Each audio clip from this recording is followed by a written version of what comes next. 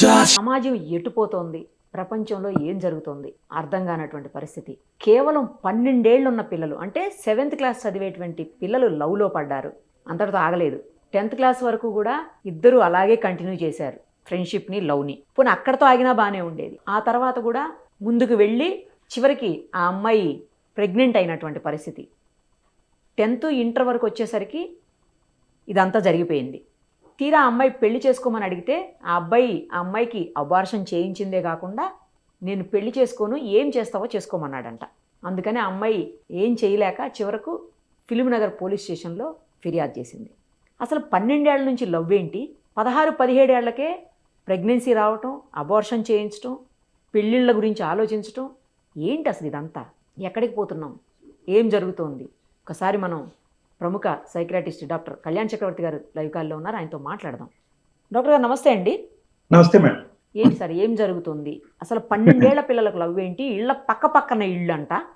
మరి పక్కన ఇళ్ళు అయినప్పుడు పిల్లలు రోజు కలుస్తున్నారు, మాట్లాడుకుంటున్నారు, తెలుతున్నారు అన్నప్పుడు, తిరుగుతున్నారు అన్నప్పుడు పేరెంట్స్ ఆ మాత్రం గమనించుకోలేకపోయారా? మామూలుగా పిల్లలు మాట్లాడుకోవటం వేరు, ఇలా లవ్వు వేరే రకమైనటువంటి రిలేషన్లు ఉన్నప్పుడు ఆ పద్ధతి, ఆ ధోరణి వేరేగా ఉంటుంది.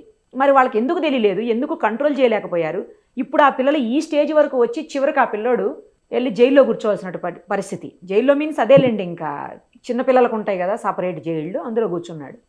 ఆ అమ్మాయి జీవితం కూడా నాశనం అయిపోయింది ఒక రకంగా చెప్పాలంటే. ఇప్పుడు ఎవరు ఏమి చేసినా కూడా వెనక్కి తీసుకురాలేనటువంటి సిచ్యుయేషన్.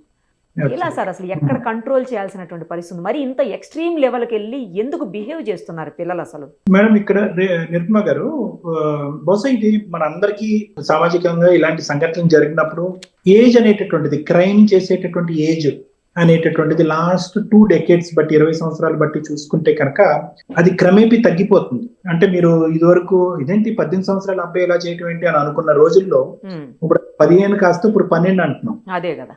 సో ఫస్ట్ మనం గమనించవలసింది ఏంటంటే, అసలు తల్లిదండ్రుల యొక్క పాత్ర ఏంటి, ఇరుగు పొరుగు ఉండేటటువంటి తల్లిదండ్రుల ఇళ్లలో ఆ అమ్మాయి ఇంట్లోకి ఎందుకు వస్తుంది, ఈ అబ్బాయి ఇంట్లోకి ఎందుకు వెళ్తున్నాడు అనేది తల్లిదండ్రుల యొక్క సూపర్విజన్ అండ్ మానిటరింగ్ అనేది లేదా అనేది ఒక ఇష్యూ మేడం. కానీ దానికంటే ముందు అసలు నేర ప్రవృత్తి అనేటటువంటిది ఎందుకు ప్రత్యేకంగా ఈ సెక్షువల్ డ్రైవ్ అనేటటువంటిది, అంటే శారీరక పరమైనటువంటి కోరికలు తీర్చుకోవాలనేటటువంటి తపన, లేదంటే గర్ల్ ఫ్రెండ్ ఉండాలి అనేటటువంటి ఆలోచన, లేదంటే వాడికి ఎవరికో గర్ల్ ఫ్రెండ్ బాయ్ ఫ్రెండ్ ఉన్నారు నాకు ఉండాలి అనేటటువంటి కాంపిటేటివ్నెస్ ఎందుకు పెరిగిపోతుంది అనేది ప్రధానమైనటువంటి అంశం. ఇది వరకు గర్ల్ ఫ్రెండ్ ఏంట్రా అనేటటువంటి కాలంలో ఈ రోజు గర్ల్ ఫ్రెండ్ లేకపోతేనే ఒక అవమానకరమైనటువంటి చిన్న క్లాసులు మేడం, 6th, 7th, 8th గురించి మాట్లాడుతున్నాను, పెద్దవాళ్ళ గురించి. So to have an opposite sex partner as a girl friend ఒక ఫ్యాషన్ సింబల్, ఒక మ్యాండేటరీ సింబల్ కింద మారిపోయింది. ఇది మనందరం గమనించవలసిన అంశం. అంటే మనలో మనం మాట్లాడుకునేది కాదు, ఆ పిల్లకాయల స్థాయిలో ఆ వయసులో ఉండేటటువంటిది ఒక మ్యాండేటరీ అంశం ఉంది. ఒకప్పుడు అది లేకపోతే కనుక వాళ్ళ చేతకాని వాళ్ళు, కెపాసిటీ లేనటువంటి వాళ్ళు బహుశా ఏంటంటే ఇంకో విధంగా కూడా పరిగణించేటటువంటి దానికి అవకాశం ఉంది. కాబట్టి ఈ డ్రైవ్ ఈ స్కూల్స్ లోని, కాలేజెస్ లోని, చిన్న కాలేజ్ అవనియండి, పెద్దది అవనియండి, ప్రైవేట్ అవనియండి, దాంట్లో ఒక డ్రైవ్ అనేది పెరిగిపోయింది అనమాట. అంటే ప్రతి వాళ్ళు కూడా ఆ సింబల్ అనేటటువంటిది ఉండాలి. ఎంత చదువుతున్నాం, ఎన్ని మార్కులు వస్తున్నాయి అనేటటువంటి అంశం కాకుండా నాకంటూ ఒక పార్ట్నర్ ఉండాలి అనేటటువంటి కాంపిటేటివ్నెస్ తో పోతుంది. దాంట్లో భాగంగానే ఇప్పుడు మీరు చెప్పినటువంటి కేసు యొక్క ఎక్స్ట్రీమ్ సిచ్యువేషన్, ఇది ఒక ఆస్పెక్ట్. రెండో ఆస్పెక్ట్ ఏంటంటే కనుక ఇప్పుడు this has become a very common topic of discussion. ఎక్కడ చూసినా కానీ, అంటే పెద్దల్లో మనం చూసుకుంటే కనుక, ఒక మీడియా పరంగా చూసుకోండి, న్యూస్ పేపర్ చూసుకోండి, సోషల్ మీడియాలో చూసుకోండి, ఎక్కడైనా కూడా మనం కామన్ గా మాట్లాడుకునేటటువంటి సబ్జెక్ట్ అయిపోయింది అనమాట. పరాన్న వాడు పరాన్ని ప్రేమించాడు, ఆమెను గర్భవతి చేయించాడు, ఆమె ఒప్పుకోకపోతే చంపేశాడు. సో ఇది ఒక కామన్ సబ్జెక్ట్ అయిపోయింది అనమాట. ఆల్మోస్ట్ ఒక 10 వార్తలు వస్తాయి కనుక అందులో 7 వార్తలు ఇవే వింటున్నాం. సో పిల్లల్లో కూడా ఏంటంటే, ఎస్పెషల్లీ ఈ టీనేజ్ హార్మోన్స్ అనేటటువంటిది ఉత్పత్తి జస్ట్ ముందు అయినప్పుడు కానీ అయిన తర్వాత కానీ దీన్ని మనం ఎందుకు కాపీ క్యాట్ చేయకూడదు, ఎందుకు దీన్ని ఎక్స్పెరిమెంట్ చేయకూడదు అనే కుతూహలం, సర్వసాధారణంగా అడ్వెంచరస్ థింకింగ్ అనేది ఆ వయసు పిల్లలకు ఉంటుంది. మన వయసు దానికి సరిపోదు, అది మన సబ్జెక్ట్ కాదు, మనం చదువుకోవాల్సినటువంటి వయసు ఆడుకుని పాడుకుని ఉండాల్సిన వయసు అనేది ఉండదు. ఎప్పుడు కూడా వాళ్ళకంటే ఒక పై మెట్టు ఎక్కుదాం అనేటటువంటిది ఒకటి. ఇది రెండో అంశం. మూడోది ఏంటంటే కనుక accessibility to mobiles or internet ఏ స్థాయిలో ఉంది అంటే కనుక చిన్న చిన్న పిల్లలు అంటే మీరు మీ మీ మనం ఇప్పుడు మాట్లాడుకునేది ఒక ఎక్స్ట్రీమ్ సిచ్యువేషన్. న్యూడ్ ఫొటోస్ చూడడం, ఆడపిల్లలు న్యూడ్, లేదంటే మగపిల్లలు, లేదంటే అటు ఇటు nude photo, sexual porn videos చూడటం. అసలు అది ఏంటో కూడా తెలియదు. అంటే అసలు సెక్షువాలిటీ అంటే ఏంటి, అసలు అసలు ఆ సంభోగం అనేది ఏంటి అనేటటువంటి దాని యొక్క మీనింగ్ తెలియకుండానే పిల్లలు కొంతమంది దానికి ఎక్స్పోజ్ అవుతున్నారు. ఎందుకంటే యాక్సెసిబిలిటీ.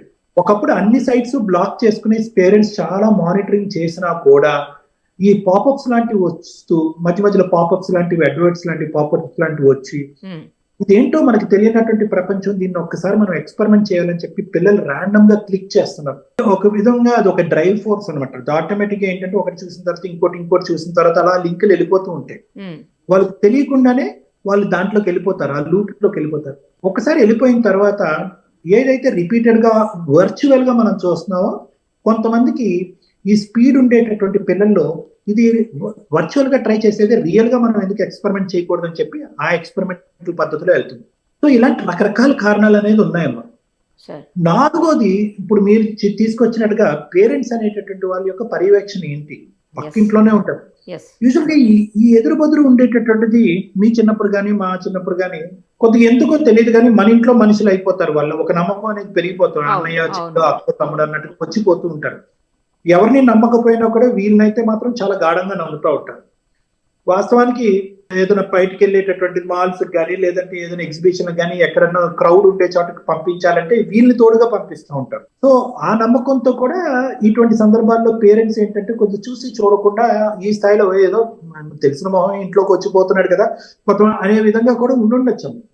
లేదంటే ఇన్ని సంవత్సరాల పాటు అంత చిన్న వయసులో మనం ఒకటి నెంబర్ 1 చూసేది షాక్ అవటం. అరే ఏంద్రా ఇంత వయసులో అమ్మాయిని ప్రెగ్నెంట్ చేయటం ఏంటి, అబార్షన్ చేయించడం ఏంటి, తర్వాత నేను పెళ్లి చేసుకోను అని అంటం ఏంటి అనేది ఒకటైతే కనుక, ఇన్ని సంవత్సరాల పాటు దగ్గర 6, 7, 8 సంవత్సరాల పాటు ఒక ప్రేమాయణం అనేటటువంటిది ఒకటి కొనసాగిస్తూ దాన్ని కళ్ళెదురుగుంటా ఉండే తల్లిదండ్రులు ఇరుగు పొరుగు దగ్గర నుంచి దాచిపెట్టారు అంటే కనుక దానికి ఎంత ఇది ఉండాలమ్మా. అదే కదా సార్, కరెక్ట్. ఇవన్నీ కూడా ఓకే, ఇవన్నీ చోట్ల జరిగిపోతున్నాయి డాక్టర్ గారు అంటే కనుక అన్ని చోట్ల జరగట్లేదు. కానీ ఖచ్చితంగా దీని యొక్క ఫ్రీక్వెన్సీ, ఇంటెన్సిటీ అనేటటువంటిది పెరుగుతుంది. పిల్లలు ఎప్పుడు ఈ క్రైమ్, నేర ప్రవృత్తి కానీ, లేదంటే ఈ సెక్షువల్ డ్రైవ్ ఎక్స్పెరిమెంట్ చేయాలనేటటువంటి ఆలోచన శైలి ఏదైతే ఉందో దాని యొక్క ఏజ్ కూడా తగ్గిపోతుంది అనేది మనం గమనించాలి. కాబట్టి అందరూ కూడా గుర్తు పెట్టుకుని ఒక్కసారి మనం పరిశీలన చేసుకుని, ఆత్మస్మరణ చేసుకుని, ఏమో ఇది మన ఇంట్లో జరగచ్చేమో అనేటటువంటి ఉద్దేశంతో, ఎక్కడో జరిగిపోయిందనే సబ్జెక్ట్ కాకుండా మన ఇంట్లో జరగచ్చు అనే ఉద్దేశంతో కొద్దిగా ఆ పిల్లల మీద మానిటరింగ్ కానీ, స్క్రూట్నీ కానీ పెంచి ఆ మొబైల్స్ లో ఏం చూస్తున్నారని చెక్ చేసుకుని, వీలైనంత వరకు బాగా వయసు పెరిగేంత వరకు మొబైల్ యాక్సెస్ అనేది తగ్గించి, ఒకప్పుడు ఏదైనా అవసరం అయితే మీ మొబైల్ ఇచ్చి, తర్వాత ఏమైనా డేటా కానీ, హిస్టరీ కానీ డిలీట్ చేస్తున్నారని చెక్ చేసుకుని, ఈ విధంగా చేసుకుంటూ పోతే కొద్దిగా ఆ కంట్రోల్ అనేది వస్తుంది. మీరు అన్నది 100%. అలాంటి జాగ్రత్తలు కనుక తీసుకుంటే బహుశా ఇలాంటివి వినకుండా ఉంటామేమో, ఇలాంటివి కేసులు కూడా రిజిస్టర్ అవ్వకుండా ఉంటాయేమో. అవును అవును అవును అవును. Thank you sir, thank you so much. Thank you madam, thank you.